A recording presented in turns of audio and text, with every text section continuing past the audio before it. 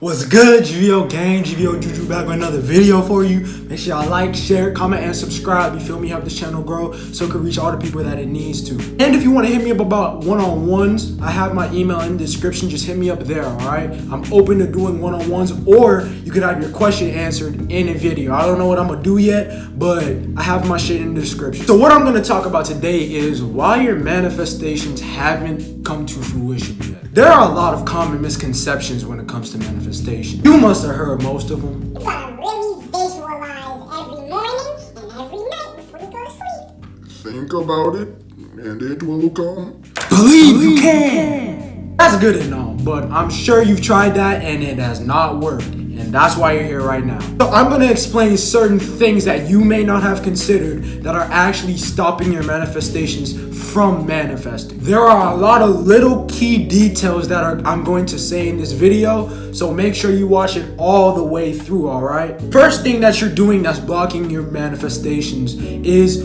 you are too attached. A lot of manifestation videos that are out today will tell you to thoroughly visualize and feel and act as if you're doing everything that you are trying to manifest. This is good and all, and this is a practice that you should do.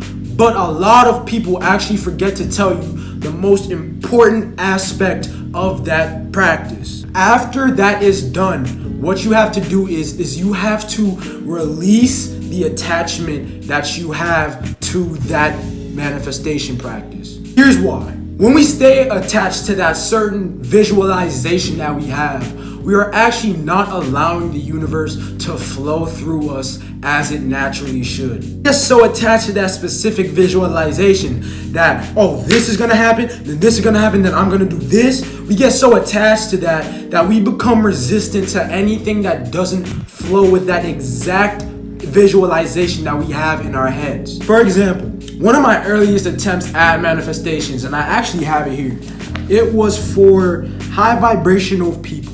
I had this whole detailed picture perfect scenario of how I was going to attract these high vibrational people into my life. Think I'm bullshitting. Look, I have pages on pages on pages of pages on pages. I used to really do this shit, bro. Every single day I would write it down. But no matter how many times I wrote it and I visualized it and I put all my emotion into it, that shit just did not manifest. So one day I just said, man, fuck it. I'm not doing this no more.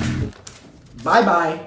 But here's the craziest thing about that. Once I did that, I unconsciously released attachment to that manifestation. Because consciously I had said, man, fuck it, it's not coming, whatever, I'ma just move on with my life. And once I did that, bro, that shit manifested the same week. I'm talking about 5, 10 people I've never even met before, that I never even thought the way I did, started to text me, started to say, oh, I really appreciate you. And then we started talking, we started linking up, we started to do shit. And these people had actually started to manifest into my life. I was sitting there so confused, like I was doing all this shit.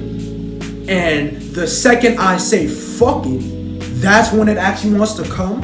At the time, I didn't understand it. But then as I'm looking back on my moments, I understood that what I had did was I had released attachment to that scenario that I had in my mind. And doing that, I became more open to new opportunities, new things.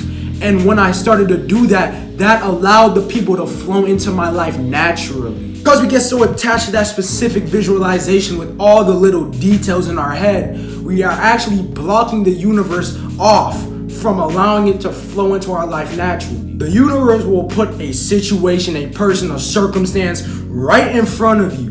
And because it is not aligned with that specific visualization that you had in your head, you will actually turn it down, not knowing that that was actually going to be your key to manifesting it. So yes, visualize, write it down, do all of that. I'm not saying not to, but what I'm saying is after you have to release your attachment to that visualization. So what I normally do after I write my manifestations down or I visualize, I say, I release all attachment to this visualization. I allow the universe, God, to flow through me and allow it to flow into my life naturally. Doing this will help you manifest it a lot quicker. Secondly, you are doubting it. This is what I used to and I still do sometimes struggle with. This is the thing about doubt. Doubt comes from past situations. You become doubtful about something when in our past we have failed at it or messed up or something negative came out of that event that we did in life. But you can't let that stunt your growth and block off your manifestation. So now you may be asking, how do I do this? You do this by consciously planting seeds in your mind of self-belief and faith. I actually have a video on this, so if you want to get a more in-depth explanation on how to do this,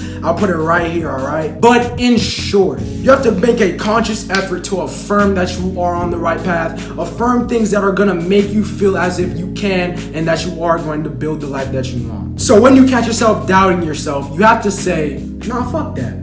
I'm that queen or I'm that king. Even if you got no past evidence that aligns with that thought, you have to make a conscious effort and you have to feel as if you are.